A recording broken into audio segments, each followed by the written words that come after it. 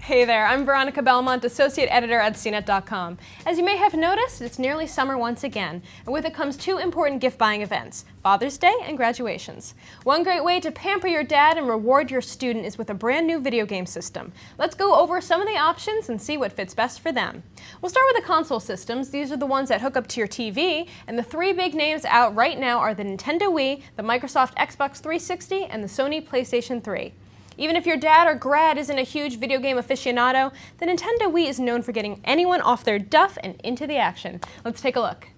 In addition to the console itself, the other stuff you get in the box is this very unique wireless controller. It's a two-part controller. You have what they call the Wiimote here, the wireless remote controller, which is motion sensitive. And this controller has a port on the bottom that you can connect for certain games, this nunchuck controller, which is also motion sensitive and enhances the gameplay as well. The other thing you'll find in the Wii box is an actual game.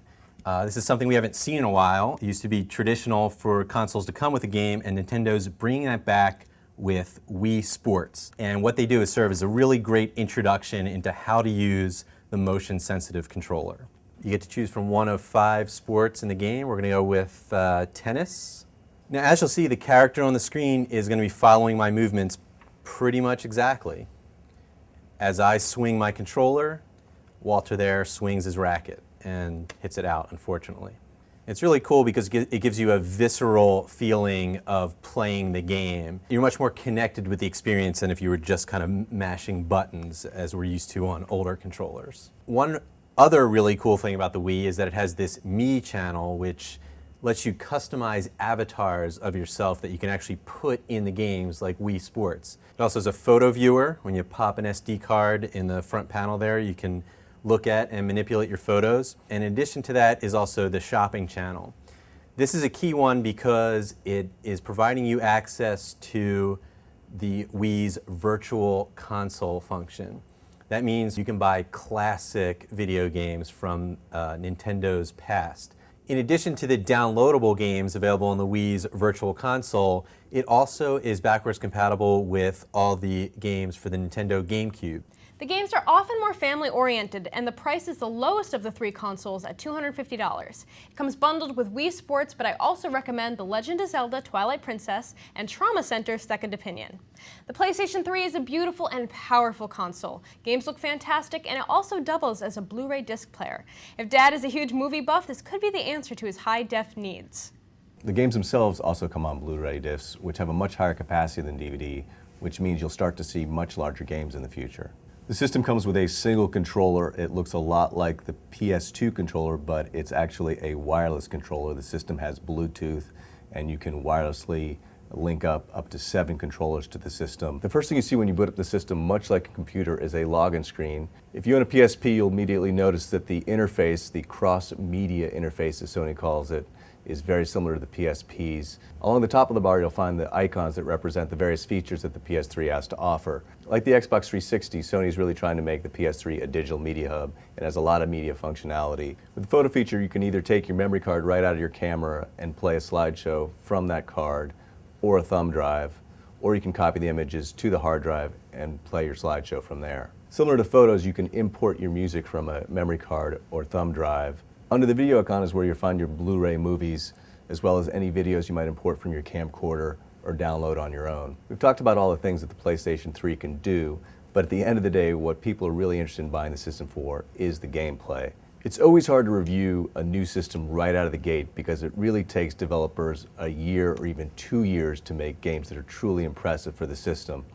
So the launch titles for the PS3 aren't all that impressive. We've downloaded a demo of MotorStorm, and this does look like it's going to be one of the more graphically impressive early titles for the system. The graphics are sharp, there's a level of detail here that we haven't seen on some of the early titles, and the gameplay seems really fun.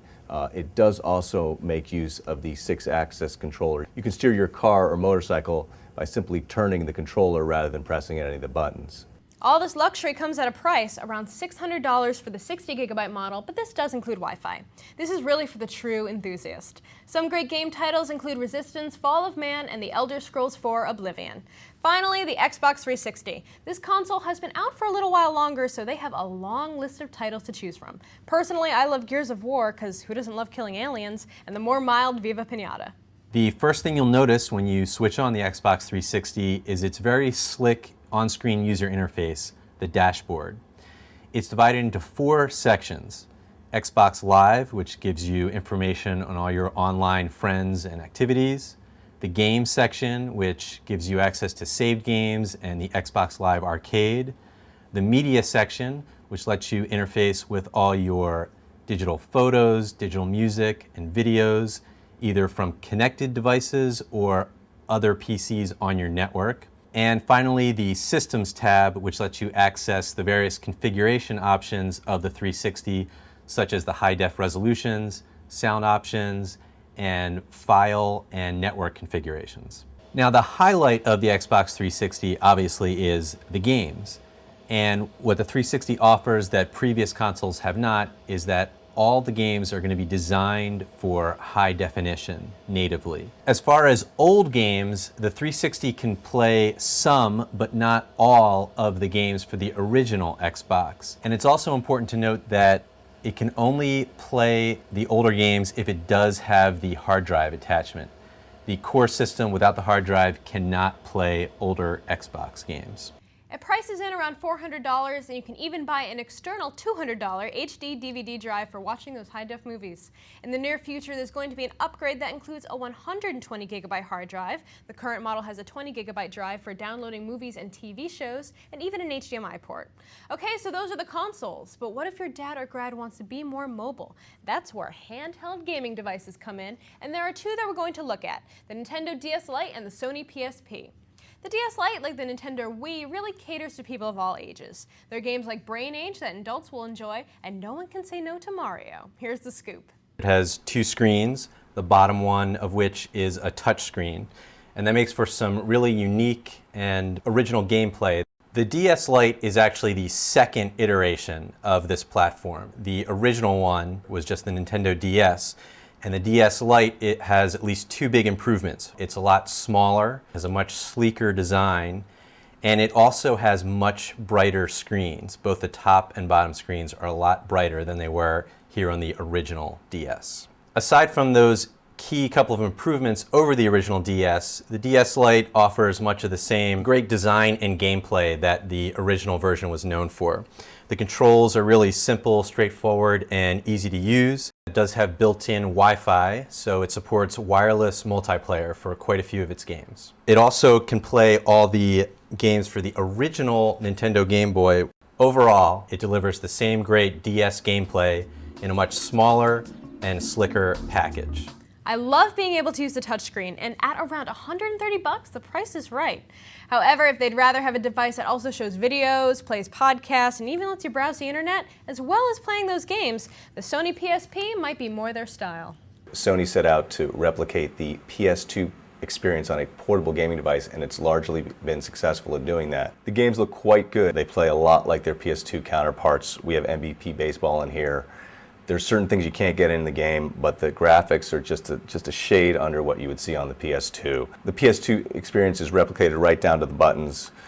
As you can see, they look exactly like a PS2 controller. The only difference is the analog stick is down here. It doesn't quite look like the usual analog stick, but it does actually give you the impression that you're playing with an analog stick. The PSP has the highest resolution screen on a portable gaming device. Right now we're looking at a movie, for instance. They play back on these little UMD discs here, Universal Media Disc. The studios can fit an entire movie on one of these discs, and the games come on them as well. First and foremost, Sony considers this a gaming device, but along with the movie playback capabilities, you can also play back MPEG-4 videos from the Memory Stick Duo card, as well as music and photos. It's not an iPod, but it's certainly a capable music player. With a recent price drop to $170, the PSP is definitely worth the money. In the world of video games, there is truly something for everyone. I hope I've helped you find the right gift for your loved one. For more info on consoles and games, check out the Games and Gear section at CNET.com. I'm Veronica Belmont. Thanks for watching.